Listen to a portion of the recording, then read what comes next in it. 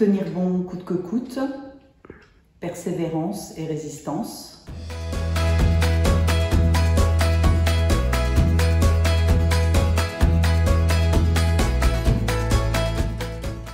Mon petit bonheur du jour, c'est un câlin matinal de Raiko.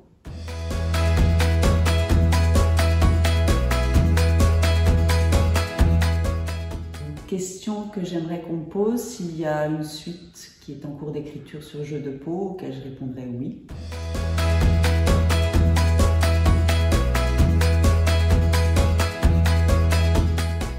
Une question que j'aimerais pas du tout qu'on me pose, ce serait mes mensurations.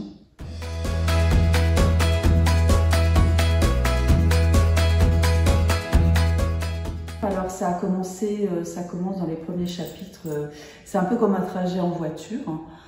Un long trajet, ça commence par des petits chemins de campagne, alors j'y vais tout doux, le rythme est lent.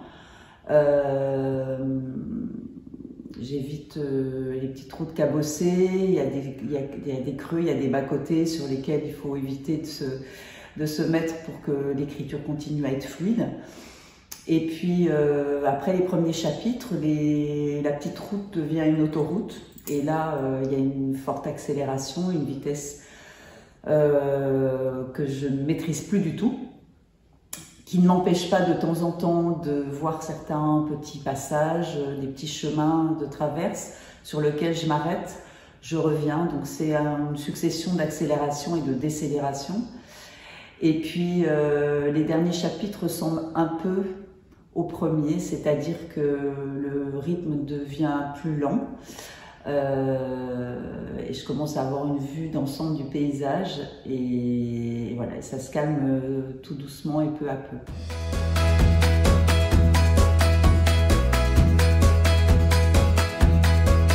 C'est plutôt une question.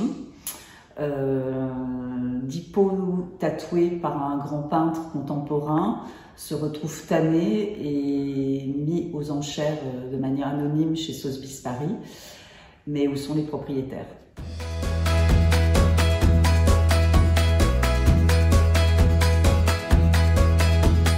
Si je devais citer des auteurs que j'adore, alors ce ne sont pas des contemporains, j'ai du mal à en citer qu'un. Mais j'en citerai deux, c'est Edgar Allan Poe et Oscar Wilde.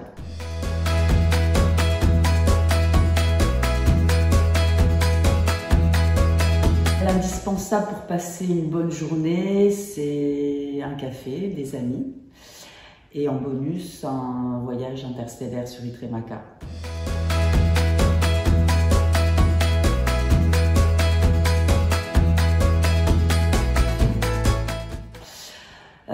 Voyager, notamment à Tokyo. J'adorerais visiter la Festa Gallery à Tokyo, qui est une des scènes dans lesquelles un de mes personnages principaux, qui est donc le peintre Giuliano Rizzoni, fait sa dernière exposition.